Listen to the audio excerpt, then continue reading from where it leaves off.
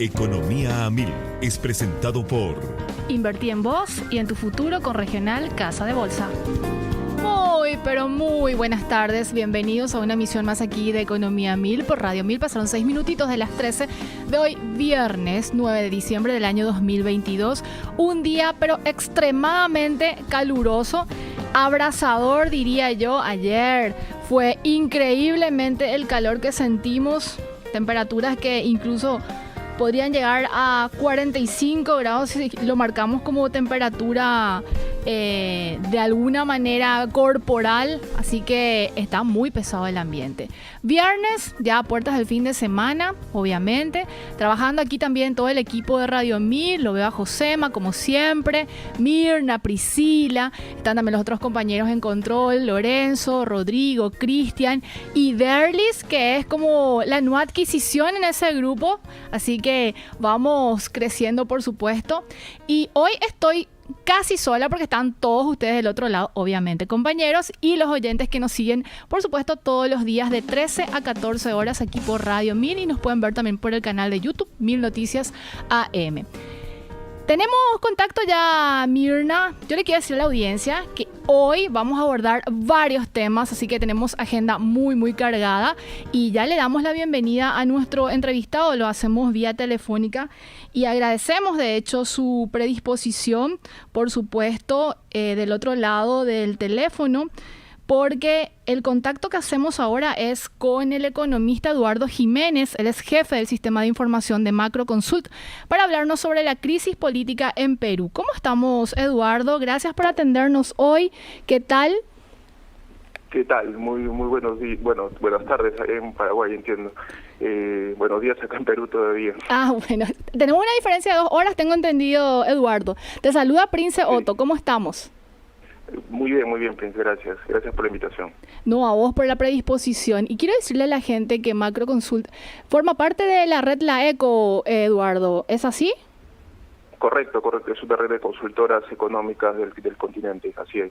Y que, por supuesto, la consultora MF Economía e Inversiones también está adherida a esta red. Así que somos una gran red de consultoras en la región y obviamente no queremos desaprovechar ese flujo de información, de experiencia y tener, obviamente, las noticias de primera mano y el análisis también de la misma manera. Eduardo, te estamos llamando ya, como lo adelantábamos, sobre la crisis política que está viviendo Perú. Y la primera pregunta justamente es eso, para situarle a la audiencia, ¿qué es lo que pasó en estos últimos días? Y después ya vamos aterrizando en eso que tanto nos interesa aquí en Economía 1000, el impacto de las implicancias que se nota o que es como un fenómeno bastante raro el que está viviendo Perú, porque hay una suerte de blindaje de lo político con lo económico. Así que para empezar, ¿nos podrías contextualizar, por favor, Eduardo, qué está pasando en Perú? Sí, a ver, para contarles, había en Perú desde que comenzó el gobierno, actual, el periodo de gobierno actual que comenzó el año pasado en julio, un enfrentamiento muy constante, entre el Poder Ejecutivo, el presidente Pedro Castillo, y el Congreso, que está dominado en su gran mayoría por partidos de oposición, si podemos ponerlo así. Sin embargo, el enfrentamiento político ha estado escalando y en medio de los últimos años más o menos hemos visto una cantidad de denuncias ya de corrupción, en contra del presidente y sus allegados, cosa que siga complicando, iba calando, en el escenario político, ¿no? Porque ya se cuestionaba, más allá de la pertinencia del presidente Castillo, ya su moralidad propiamente, ¿no? Sus condiciones para ser presidente, en el sentido de que aparentemente tenía acusaciones muy importantes, ¿no? Entonces hemos llegado ahora a diciembre, donde se presentó una nueva moción de vacancia para sacarlo del cargo. Esta moción de vacancia aparentemente estaba avanzando fuertemente en el Congreso. En el Congreso se necesitan 87 votos de 130 para vacar a un presidente, ¿no? Y parece que estos votos se estaban alcanzando, y el presidente, aparentemente en una jugada desesperada, intentó pues dar una suerte de golpe de Estado y dijo que iba a disolver el Congreso, cosa pues que es inconstitucional, planteado de la manera como él lo plantea, ¿de acuerdo? Entonces, esto ocurrió el miércoles, pero evidentemente el presidente tuvo una jugada desesperada porque en verdad no contaba con el apoyo de nadie y aparentemente lo único que intentaba hacer era fugar del país. Entonces, y digo aparentemente porque todo no está tan claro todavía todo, porque esto acaba de pasar el miércoles, pero bueno, al final el presidente ha terminado detenido y ha asumido la vicepresidenta Dina Boluarte en la conducción del país justamente el mismo miércoles. Todo se resolvió en más o menos unas 4 horas, se resolvió todo esto, o sea que hubo una tensión muy fuerte al principio, pero bueno, ya está, digamos, dentro de los cauces constitucionales realmente del país, digamos, ¿no? Boluarte sí se convierte en la primera mujer presidenta de la historia de Perú. ¿Es así, Eduardo? Correcto, sí, correcto. Sí. Eduardo, y la pregunta ahora, vamos a lo que nos corresponde y obviamente tu expertise en ese sentido. ¿Cómo reaccionaron los agentes económicos, los mercados en general? Porque vemos que el impacto no ha sido como quizás se esperara o se viera en otros países de la región donde se desata crisis políticas de este tipo, donde el tipo de cambio, vale el juego de palabras, se dispara, incluso la calificación, el riesgo país también tiene ese mismo efecto, hay como una suerte de huida de inversiones, pero este tipo de situaciones no se ha visto en los últimos años en Perú, al menos en estos últimos cambios que se da en la presidencia, o se dio algún tipo de convulsión, por decirlo, de denominarlo de alguna manera. A ver, sí, el año pasado, hacia finales del año pasado, hubo una subida importante del tipo de cambio, y cuando digo importante el tipo de cambio, ciertamente hay que verlo de manera relativa, porque aquí en el país, en el Perú, el Banco Central interviene mucho en el mercado cambiario, por eso el tipo de cambio no tiende a dispararse, digamos, ¿no? Como ocurre en otros países, donde la moneda, donde el dólar, digamos, fluctúa libremente, ¿no? Acá la intervención del banco es muy importante, pero sin embargo, con todo ello, el año pasado el tipo de cambio superó la barrera psicológica, digamos así, de 4 soles, y llegó inclusive casi hasta 4.15 soles, que es un precio que digamos, en variación porcentual no es tan alto, sí es muy, digamos, en la cabeza de la gente es un salto importante. ¿De acuerdo? Esto ocurrió el año pasado, sin embargo, con el transcurrir de este año, como que se internalizó esta incertidumbre con el presidente. Se sabe que el presidente no era alguien pues amigable a la inversión privada, digamos, estaba destruyendo la gestión pública, tenía serias, digamos, acusaciones de corrupción, pero sin embargo se había internalizado la incertidumbre en el sentido de que no parecía que iba a hacer nada peor de lo que ya estaba haciendo. Entonces, en ese sentido, la macroeconomía peruana, digamos así, la estabilidad económica que felizmente se ha podido lograr en los últimos años, ha ido haciendo su trabajo, ¿no? La deuda estable, la inflación relativamente baja, bueno, salvo este fenómeno que estamos viendo actualmente, que es global. Pero efectivamente, ¿no? Inclusive con el hecho del miércoles saltaron un poco los indicadores, pero rápidamente volvieron a sus cauces porque volvimos a los cauces constitucionales, como te decía antes, ¿no? O sea, no ha habido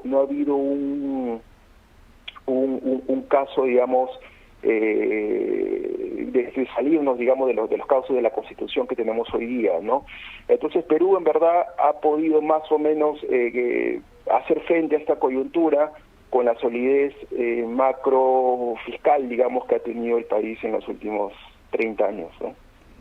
Y cuya independencia del Banco Central del Paraguay también juega un rol importante, Eduardo, si nos ceñimos a la reforma del año 1993, donde justamente la sociedad civil, la clase política y económica acordaron este tipo de directiva o funcionamiento de la banca central, que, como decís, da cierta o mucha estabilidad al país. Sí, sin duda. Acá es un pilar, digamos, ¿no? De hecho, el presidente del Banco Central ya ha pasado por muchos presidentes. Sí. ¿Y qué queda, Eduardo, para lo que resta de estas semanas, por denominarlo de alguna manera, para la nueva presidenta? ¿Hizo algún anuncio? ¿Cuáles son las perspectivas para lo que resta de este año y cómo se va a desarrollar, obviamente, el próximo? Sí, mira, se toma con cautela la designación de la señora Boluarte. La señora Boluarte, aparentemente, por lo menos en campaña el año pasado, no parecía muy diferente ideológicamente a Pedro Castillo. Entonces, ella va a tener que, digamos, que hacer o que lograr tener algunos apoyos en el Congreso para que no sufrir, digamos, una nueva secuencia de vacancias y nuevamente entrar en esta inestabilidad política. Pero ciertamente hay que hilar muy fino, ¿no? Muy fino. Entonces, ahora mismo están habiendo algunos focos de protesta en el país porque hay gente que apoyaba al señor Castillo y que entiende que esto es en su entendido, ¿no? Que esto es contrario a la elección popular, ¿no? Y se ha sacado un presidente de manera injusta, digamos, en su entender. Entonces están habiendo algunas protestas, no muy grandes, pero se están dando en este momento. Entonces la nueva presidenta empieza con un escenario muy retador. ¿Qué estamos esperando ahorita? Que designe a su gabinete. No ha designado todavía un gabinete. Hay algunas señales positivas de algunos técnicos importantes en algunas carteras, pero evidentemente es complicado para ella poder encauzar tanto la oposición al gobierno como a lo que hasta hace unos días apoyaba este gobierno, el oficialismo, digamos, ¿no? Entonces, porque el oficialismo no está tan, digamos, convencido de que ella deba estar allí, ¿no? Entonces es una situación muy compleja, digamos, ahorita es difícil saber qué pueda pasar en las siguientes semanas todavía, pero porque va a depender un poco de las designaciones que haga, sobre todo en el gabinete, ¿no? Eduardo, ¿cómo están los indicadores en números, si tenés fresca la mente, en materia de crecimiento económico proyectado para este año, inflación e incluso deuda pública y otros indicadores que tengas en mente? No, a ver, nosotros este año, Perú va a cerrar este año con un crecimiento cercano al 3%. Tuvimos un primer semestre, digamos, más o menos positivo, con un crecimiento de 3,5. El segundo semestre se ha desacelerado la economía y probablemente cerremos, como te digo, un poquito por debajo de 3. El próximo año y los siguientes, bajo el escenario político que tenemos, nosotros no esperamos un crecimiento muy lejano del 2%, digamos, ¿no? Que es un crecimiento bastante bajo para una economía que tenía un potencial de crecimiento de 3,5% como mínimo, ¿no? Entonces, pero este escenario puede cambiar dependiendo de lo que haga la presidenta, ¿no? La deuda pública, para comentar, está alrededor del 35%, el déficit fiscal, digamos, está alrededor del 1,5% en este mismo instante. O sea, las cosas están relativamente controladas. La inflación sí está alta, como en todos los países, está alrededor del 8% en este momento también, pero en general el clima macro no se ha dañado con la entrada del presidente, salvo por el crecimiento que está bastante bajo, porque las expectativas empresariales están en el suelo, ¿no?